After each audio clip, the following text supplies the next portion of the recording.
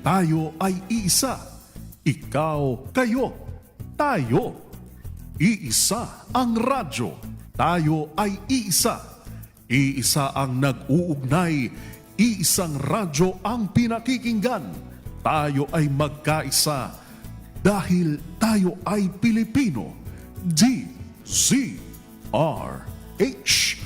87 tayo. Saan ka man sa mundo, tayo iisa. Tayo Pilipino. Serbisyong tapat sa iyo, DZRH.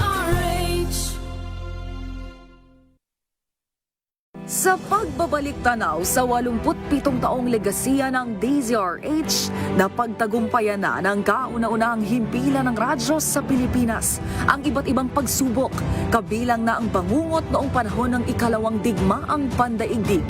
Impormasyong naihatid ng himpilang KZRH ang siyang naging kaagapay ng mga Pilipino at nakasama hanggang sa nakamit ang kalayaan. At nang muling mapas sa kamay ng mga Pilipino ang kasarinlan, nagbukas din ang panibagong yugto para sa himpilan. Mula sa KZRH na kalaunay naging DZRH, ang mga balita at impormasyon ang nagsilbing gabay ng mga Pilipino. Naging hudyat ito ng panibagong simula at patuloy na paglago, kasabay ng pagsilang ng mga programang nag-iwan ng bakas sa kasaysayan at sa puso ng bawat Pilipino. Ngayong ika-87 taon ng kauna-unahang himpilan ng radyo sa Pilipinas, ang DZRH patuloy pa rin magbabalita, magseserbisyo at magbibigay pag-asa sa iba't ibang sulok ng bansa. 1994 nga nang inilunsad ang One Nation, One Station sa inisyatibo ni MBC Media Group Chairman Mr. Fred J. Elizalde. Naabot ang nasa 97% ng populasyon sa Pilipinas gamit ang nationwide satellite broadcast. Patunay ang 20 relay stations mula Luzon, Visayas at Mindanao sa patuloy na dedikasyon ng DZRH sa loob ng maraming dekada.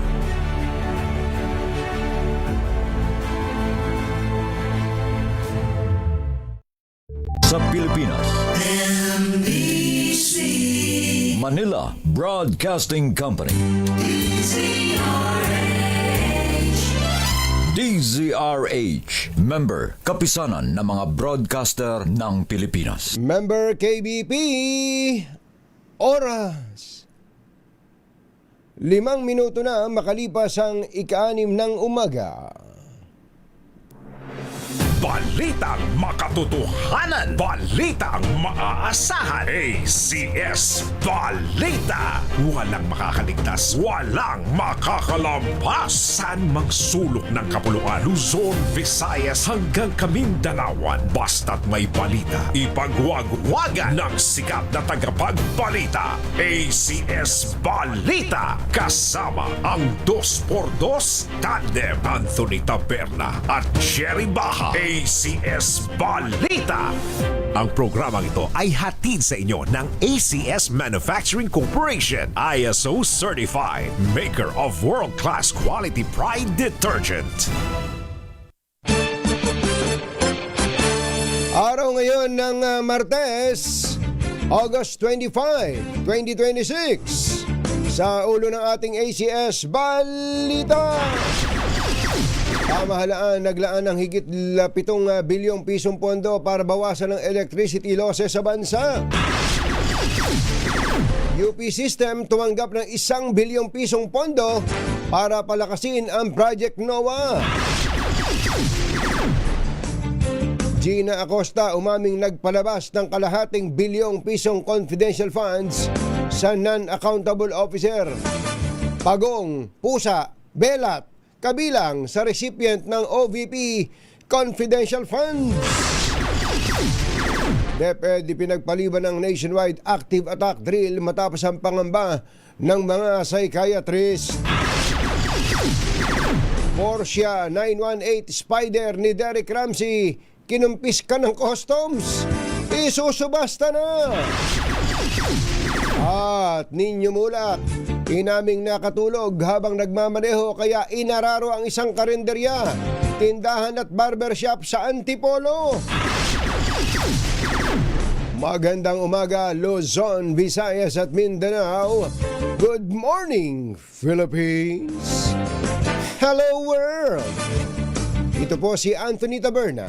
Umahabol si Jerry Baha. At ito ang ACS Balita. sa ating mga balita.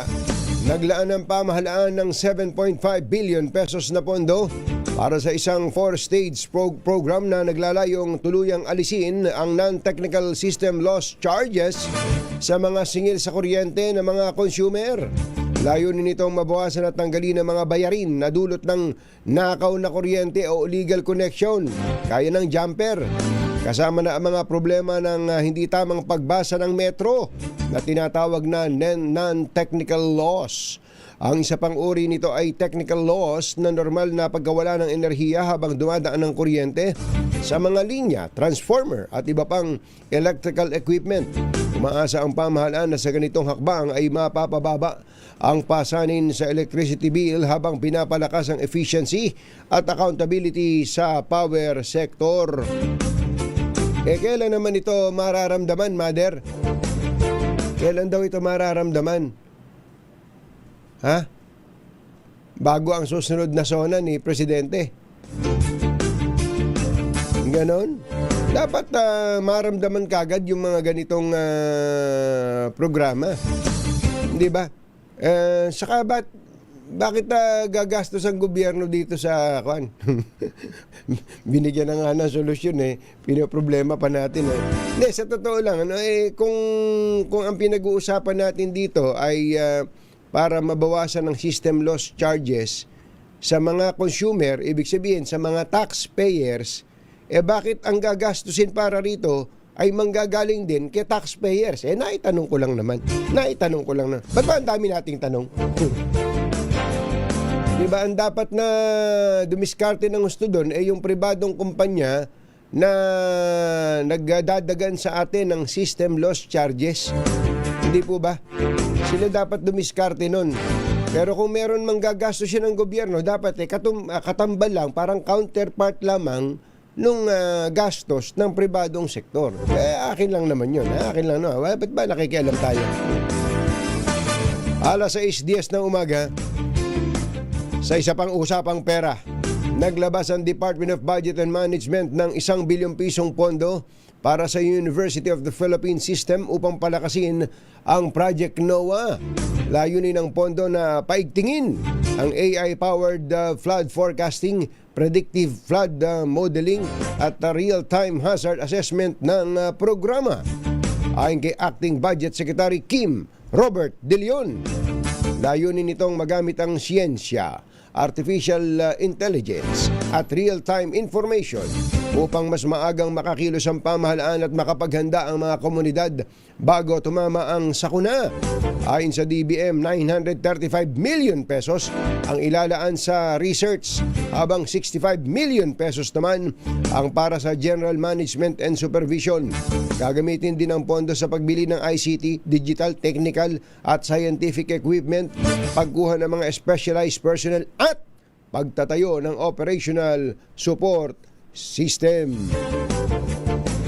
Alas 6:11 na ng umaga, naimbag bigat kada kayo amin na po, agrin kayon, gising na.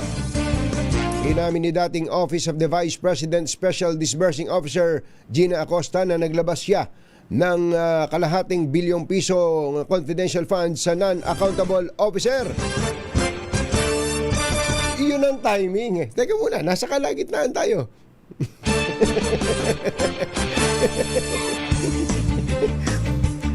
Sa 17th araw ng impeachment trial ni VP Sara Duterte, umanga na naman si Yuel sa timing. Kaya lang sa kalagitnaan. Ulitin nga natin yung balita. Inamin po ni OVP o dating OVP Special Disbursing Officer Gina Acosta na naglabas siya ng 500 million pesos na confidential fund sa isang non-accountable officer Sa ika-17 araw ng impeachment trial ni VP Sara Duterte, sinabi ni Acosta na siya mismo ang nag-disburse ng kalahating bilyong piso para kay Colonel Raymond Lachica na security officer ng OVP. Si Lachica po ang pinaka-hepe ng Vice President Security Group. Bagay na iginiit ni Private Prosecutor Amando Ligutan na bawal at hindi daw po pinapayagan ito sa ilalim ng Joint Circular 2015-01 kung saan ang cash advances para sa confidential at intelligence funds ay dapat kunin lamang ng mga duly designated at bonded na SDO o Head of Agency. Sa pagtatanong ni Attorney Ligutan, lumalabas na 4 na tranche ng tig 125 milyong piso o kabuang kalahating bilyong piso ang inirelease kay Lachica mula December 2022 hanggang ikatlong quarter ng 2023. Samantala, inamin ni Acosta na hindi banded si Lachica at siya pa rin ang accountable person sa naturang pondo kaya siya rin umano ang gumawa ng liquidation report. Kayong mga nanonood at nakikinig sa amin, mga textmates, mga text partners, ito po bang mga latest na ito sa, halimbawa, itong nalaman natin, parang nalaman natin ngayon na ang Special Disbursing Officer ay naglabas ng pera sa isang non-accountable officer. Ito ba'y bago sa inyo? Nagulat ba? Ha? Ganon! Ganon ba yung reaksyon nyo? Parang kailangan mga bago ang ilabas kasi matagal na nating alam yan eh. Di ba? Alam naman na natin lahat na si Gina Acosta, siya ang nag-withdraw ng pera. Si Gina Acosta ang nagpabuhat ng pera. Si Gina Acosta, nung nanghingi ng pera tong si Colonel Lachica, binigay niya. At hindi naman niya hininga ng resibo. Ang binigay niya acknowledgement receipt ng mga taong hindi nga natin alam kung totoong mga tao. Hindi ba? Hindi ba? Alam na natin yun eh. Alam na natin yun. Ang tanong eh, ano ba ang bago para makuha uli ang interest ng tao dun sa trial? Kasi lahat ng ito, alam na natin. Ewan ko lang kung hindi nyo pa alam to ha. Ako, alam ko na to dahil kahit pa paano, doon pa lang sa house hearing narinig na natin to eh. Ang gusto ko lang malaman, ano ba bago? Ano bago? Ano ba ang gusto nyo sabihin dito? Yun dapat. Ano ba gusto nyo sabihin? Naman, naitanong ko lang din naman. Mahilig lang talaga akong magtanong. Bago yan ha. Dapat ganon. Alas 6:15 ng umaga. Eto bago. Sabi siguro ni Mother, eto bago. Muling lumitaw ang mga kakaibang pangalan sa mga acknowledgement receipts o AR para sa confidential funds ng Office of the Vice President. Sa ika-17 araw ng impeachment trial ni VP Sara Duterte, ipinesenta ni Attorney Amando Virgil Ligutan ng House Prosecution Panel ang mga acknowledgement receipts na naglalaman ng mga pangalan, mga kakaibang pangalan, kagaya ni Timon Andrew Pusa. Si Pusa. Sino pa? Antonio Pagong. Aba, kapangalan ko pa to. Antonio Pagong. Mabilis sigurong kumilos to. At Suniso P. Belat. Ayun. Nakasaad po sa mga dokumento na tig 100,000 piso ang natanggap ni Pagong, Pusa at Belat bilang confidential funds, habang 250,000 naman ang natanggap ni Don Piang. Tig 150,000 naman ang nakatalang natanggap ni May Pamana at Shane Ngit-Ngit para umano sa pagkuha ng impormasyon, transportasyon at mga supply para sa confidential operations. Received 100,000 pesos for the payment of purchase of information. Antonio Pagong, P181620, Timon Andrew Pusa, Don Piang. Kung may Andilim, not to be outdone, meron din Shane Ngit-Ngit.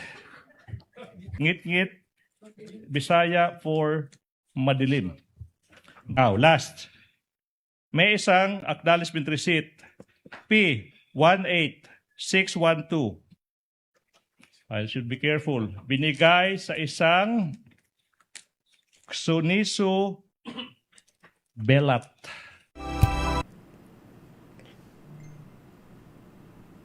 Tapos na. Oh, sige, tapos na pala. Ang tanong, ito, magtatanong na naman tayo. Hindi ba ang pinag-uusapan dito confidential funds? Ang kinakatuwiran kasi nung kabilang panig, talagang hindi sinasabi yung totoong pangalan dyan. Hindi sinasabi yung totoong pangalan, kaya kung ano-anong pangalan, para hindi matukoy kung sino yung nagbibigay ng impormasyon at baka sila mapahamak. Di ba? May katwiran naman yun eh. Kaya lang, ang tanong ko doon, ikaw na may-ari ng pera, ikaw na nakikinig sa amin, nanonood sa amin, payag ka ba doon? Pag payag ka, sige, payag ka na, pera mo naman yun di ba? Pero ako, hindi ako payag doon. Kasi, kung pera ko yun, tapos gagastusin, tapos sasabihin, paano ba ginastos yan? Binigay ko kay pusa ba't naman ako papayag doon? Maiinis ako, tatanong ko, sige, yan ang alias. O bigay mo sa akin sa secretly, total secret pa. Bigay mo sa akin yung totoong listahan. O sino ba itong mga tao na to? Total, hindi ko naman isusuplong yun dahil ako naman yung... ito pala yung tao na to. Oo. Kumbaga, pwede talagang alias ang gamitin. Pero pagkakukwentahin mo na kung saan dinala yung pera, pagkakuha na, ang magtatanong, dapat namang totoong pangalan dyan.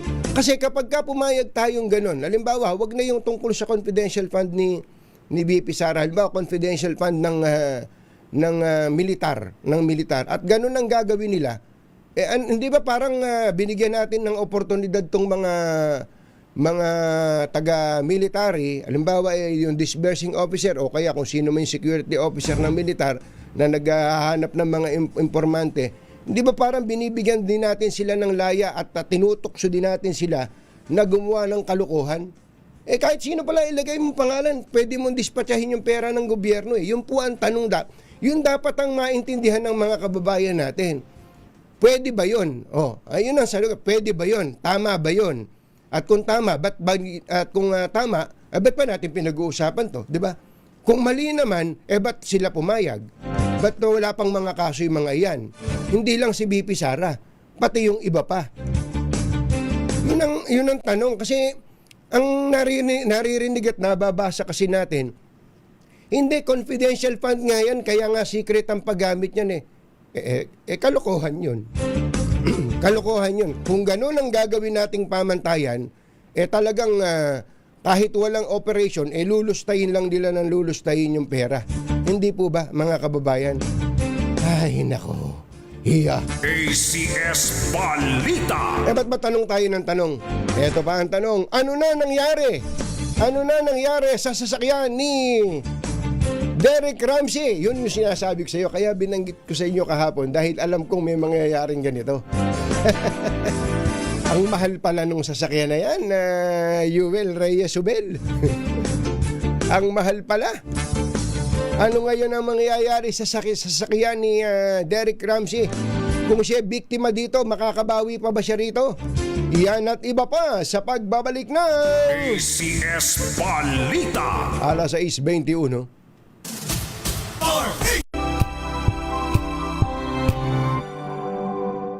Hello, Washi!